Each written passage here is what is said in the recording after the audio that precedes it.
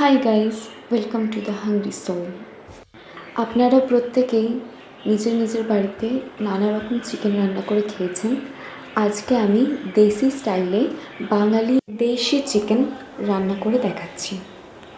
প্রথমে আপনারা চিকেনটিকে ভালো করে ধুয়ে জল ঝরিয়ে তার মধ্যে টক দই, লেবু আর স্বাদ মতো লবণ, আদা বাটা, রসুন বাটা, লঙ্কা বাটা, জিরে বাটা, ধনে বাটা, সমস্ত রকম মশলা যেগুলো আপনারা ঘরে ব্যবহার করেন সেগুলোকে মিক্স করে নিতে হবে।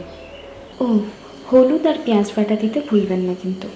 তারপর কড়াইটা একটু গরম হয়ে গেলে কড়াইয়ের মধ্যে কাঁচা সর্ষের তেল দেবেন। সর্ষের তেল যখন গরম হয়ে আসবে তার মধ্যে কাঁচা পেঁয়াজগুলি যেগুলি কেটে রাখা হয়েছে সেগুলি তেলের মধ্যে দিয়ে দেবেন এবং ভালো করে নাড়াচাড়া করবেন যতক্ষণ না সেটা বেরেস্তার মতন হয়ে যাচ্ছে, মানে লাল লাল ভাজা বা বাদামি ভাজা হচ্ছে।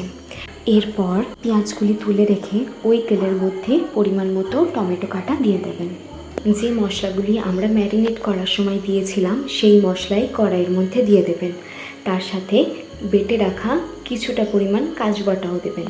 আমি কম কাজু বাটা দিয়েছি, আপনারা আপনাদের মাংস অনুযায়ী কাজু বাটা দেবেন এবং স্বাদ মতো আপনাদের মন মতন দেবেন।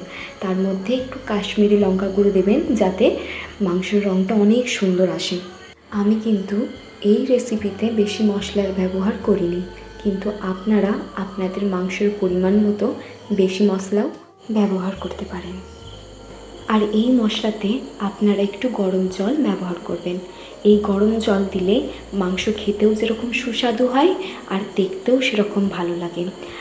আর হ্যাঁ, বলতে ভুলে গেছিলাম, ম্যারিনেট করার সময় অল্প লবণ দেবেন এবং এই কষানো মশলা হওয়ার সময় অল্প লবণ দেবেন। এরপর আরও কিছুটা পরিমাণে এই কষানো মশলার উপরে টক দই দিয়ে দেবেন। সাথে ভেজে রাখা পেঁয়াজগুলো দিতে ভুলবেন না যেন।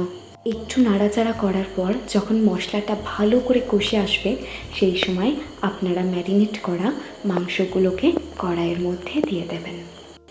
আমি কিন্তু পুরো রান্নাটাই উনুনের মধ্যে করেছি, আপনারা দেখতেই পাচ্ছেন।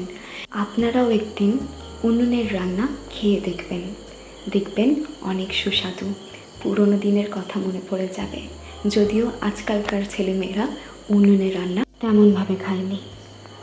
যাই হোক, এরপর মাংসগুলিকে কড়াইয়ের মধ্যে দিয়ে ভালো করে নাড়াচাড়া করে একটু কড়াইটা ঢাকা দিয়ে দেবেন।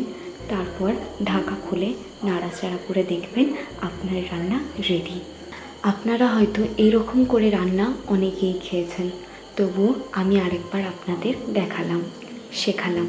যারা রান্না করতে জানেন না বা প্রথম করছেন তারা আমার ভিডিওটি দেখে হয়তো খুব সহজেই এই রান্নাটি করতে পারবেন।